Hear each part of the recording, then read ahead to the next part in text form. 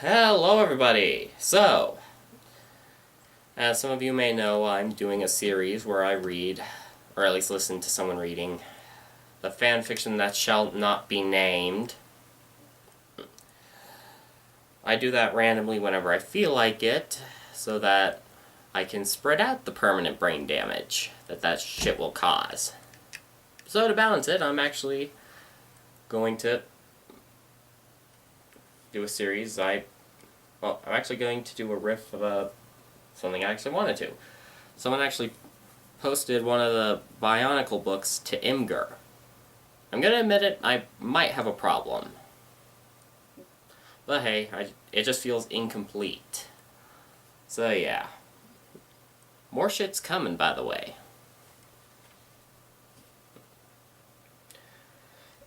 So yeah, this is Escape from the Underworld. I read only a little bit of it, so the rest is going to be blind.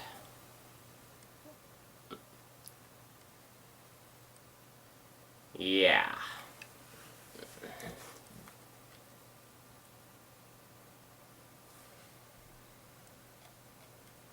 So, Chapter 1, Skullgrinder Wakens. Okay, I guess that might be a word. But yeah. Lying on a stone slab, in bold. In an underground dungeon, not in bold. Skullgrinder felt beyond weak, as if every last bit of strength had been stolen. He tried to focus his gaze on the ceiling. He saw a blurry tangle of lines and unusual shapes carved into the solid rock. His right arm felt impossibly heavy as he dragged his clawed hand up to his forehead. Moving his fingers carefully, he confirmed that his face was bare, and his mask was gone. He wondered, where did I go wrong? For thousands of years he had faithfully served his master. When his master told him to wait, he waited. When commanded to act, he carried out every order without question. Even after the Battle of Mask Makers, which caused the great cataclysm that forever changed the island of Akoto, and also blasted the Skullgrinder's master into oblivion, he had remained loyal. Okay, here's a plot hole with the new bionicle. How the fuck did Ikimu survive? He was in the epicenter. He smashed the dangerous mask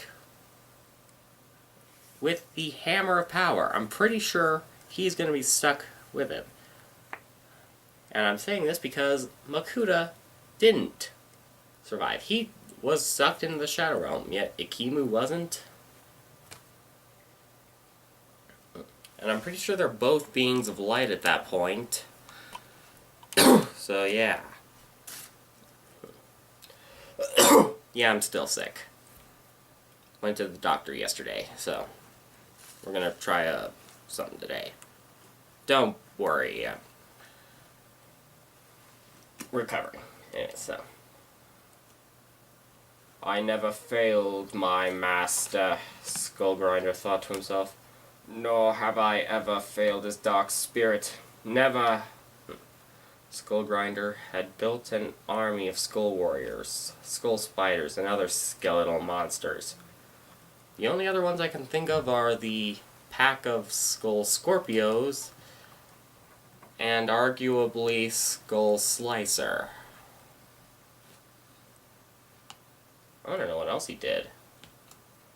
And directed them to attack Hakoto's biomechanical natives.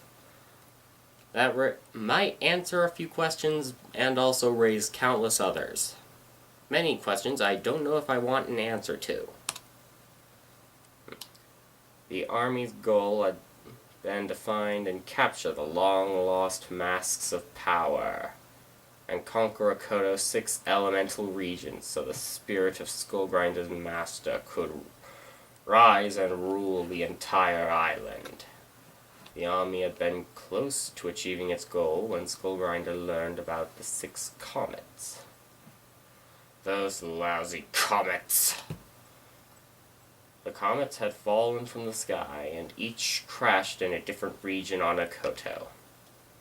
Again, I'm pretty sure, as anyone who's seen my mask video, I think it was, knows, I'm pretty sure those meteors were ignoring the laws of physics and moving faster than the speed of light, given how quickly they arrived, given how light years work, and the fact that light years are a thing. Anyway, soon afterwards, Skullgrinder learned that the comets had delivered the Toa, 6 immortal heroes from beyond time and space. I guess Makuta told him about those. He also learned the Toa were seeking the golden masks of power, and that they intended to revive Akimu the Mask Maker, who had been lifeless and entombed since the Cataclysm. Skullgrinder ordered the Skull Spiders to find the masks first. Why didn't you go looking for them, or send Basher to at least find one? Or something. You created the Skull Warriors to be of ice. Why not create Skull Warriors of the 6 elements? To go find them for ya. I mean, come on. That could be pretty useful, given the fact that Skull Raiders have the ability to drain power from things. So yeah. But the spiders failed. And they're not even spiders.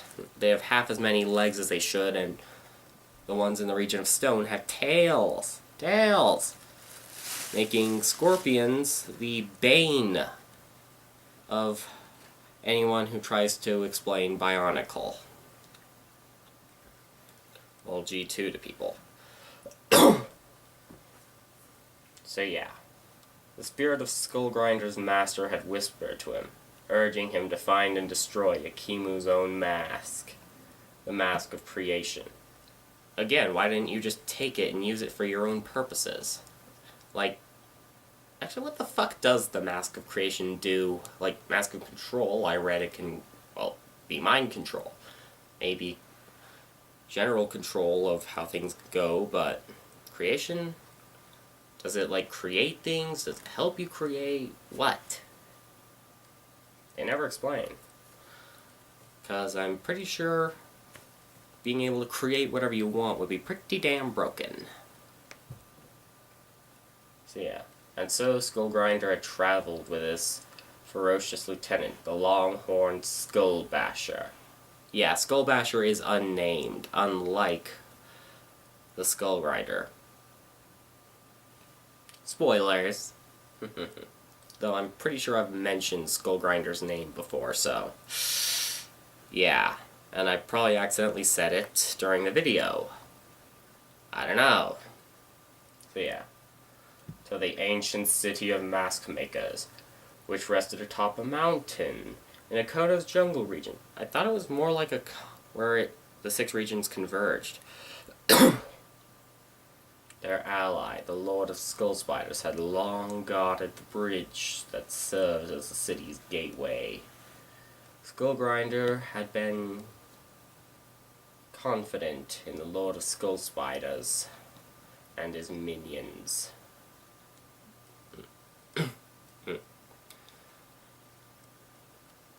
Okay, I thought I had something to say, I didn't, actually. Including 2 Skull Scorpios. I thought you created those, and I thought there were more than just 2. Yeah. With poisonous stingers. No, they were claws. Like a giant crab claw, or actual scorpion claws, just more massive. Why was there no skull crab? You know, skull cancer. Anyways, would stop the Toa from entering the city, but the Lord of Skull Spiders and the Skull Scorpios failed. Skullgrinder and Skullbasher invaded the Forge of Mask Makers. Skull Grinder found the Mask of Creation and fired up the ancient furnace. As he waited for the furnace to become hot enough to melt Takimu's prized mask, he trusted Skull Basher to keep the Toa, and also the revived Takimu from entering the forge. Question: when you found Takimu, and you heard the Toa were about, why didn't you just open the coffin and make like Basher and take your skull staff and smash Akimu's carcass? Actually, in the animations, why didn't you bash Tahu's skull in? Instead, you just knocked away his sword. You were able to shatter 6 of the most powerful masks ever in a single swipe, and yet you didn't think to kill one of the biggest threats to you? Pfft, it would have been that easy. Would I want that? Probably not. But still. Anyways. But Skull Basher failed too. Akimu and the Toa had burst into the forge. Because the furnace was still heating up, Skull Grinder decided to postpone destroying the Mask of Creation. You're not really postponing it.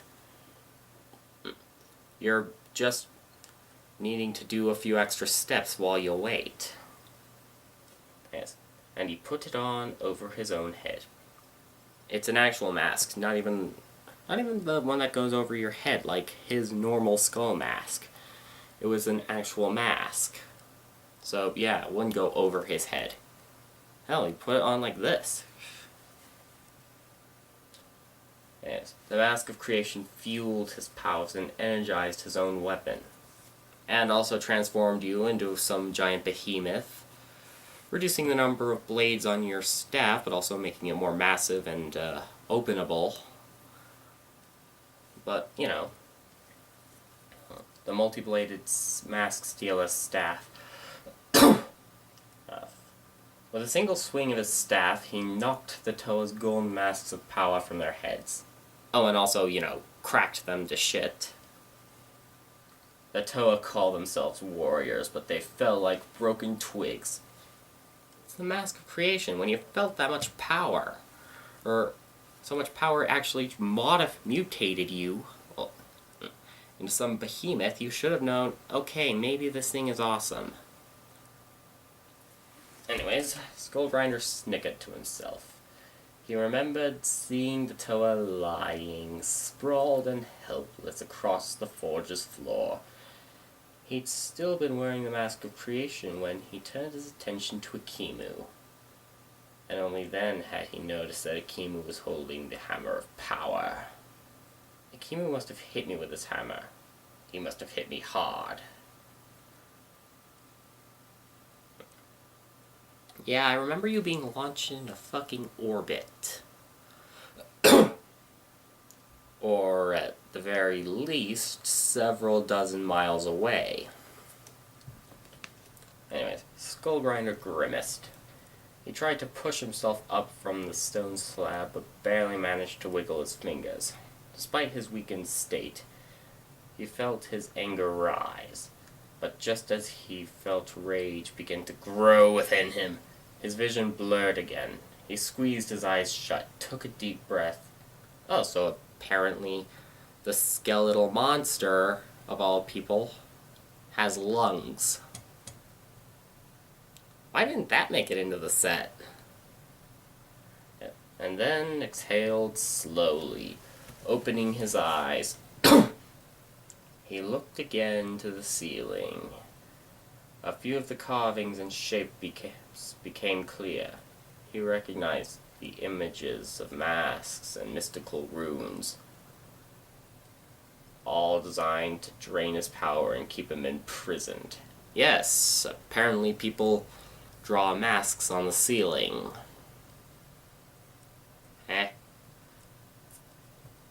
Oh, the cell is beneath Akimu's forge. I must escape, but how? Someone groaned from outside the cell. With great effort, Skull Grinder shifted his head, so he faced the cell's doorway, which was lined with crisscrossing bars of glowing metal. Okay, that heating is probably gonna melt the bars eventually, and probably can't be cheap to maintain. So yeah. Squinting, he peered beyond the bars and managed to see another cell, in which Skull Basher was also lying on a slab of rock. Where's Skull Slicer in all of this? And yeah. In which Skull Basher was also lying on a slab of rock. Skull Grinder gnashed his teeth. I guess he has teeth. I guess the masks are confusing as shit. So yeah, if I had any strength left, I'd break out of this cell and show Skull Basher how I deal with failures. Skull Grinder's vision blurred again. He realized that the mystical runes carved into the ceiling were causing him to grow weak every time he became angry. So he could easily just break out when he was ecstatic. Like, yes, I figured this out! Ha ha ha ha! Oh, Basher! So yeah. Skull... he closed his eyes, took another deep breath, skeletal lungs, and tried to clear his mind of vengeful thoughts. It wasn't easy. I didn't even know it was possible to get rid of your anger.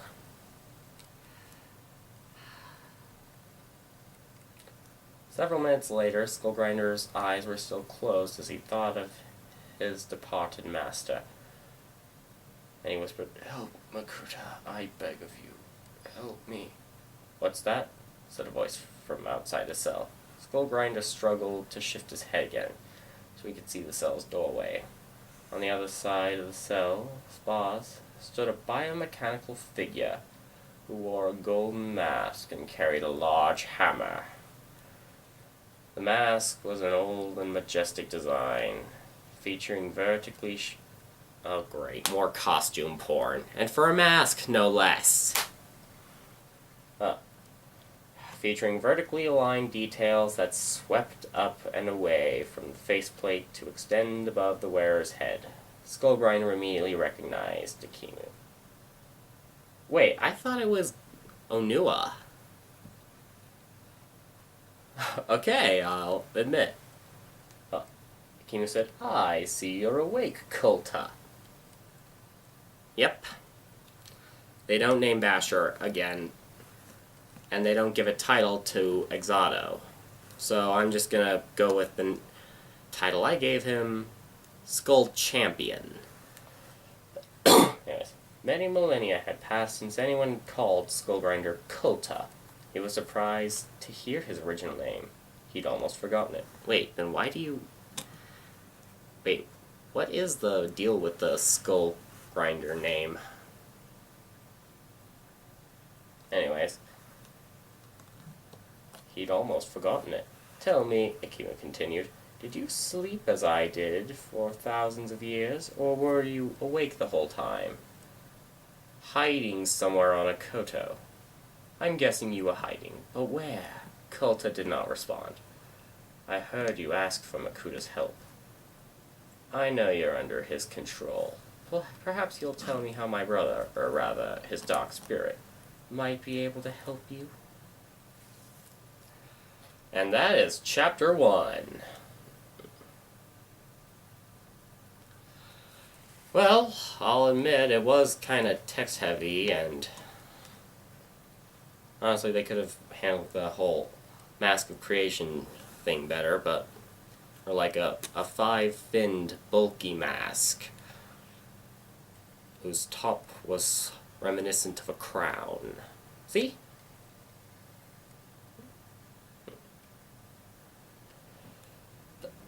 But, yeah. But, yeah, we actually do get a bit of story. I mean, the giant Skull Grinder who towered above the Toa, who almost won. I was able to actually take down 6 Toa and destroy 6 powerful relics in a single swipe. And it had only been defeated because he was caught off guard. Reduced down to the point where lifting his arm is painfully exhausting. So, yeah. This is actually pretty damn interesting. I cannot wait to read more. See ya! And Chapter 2 may actually be up today. Well, we'll see.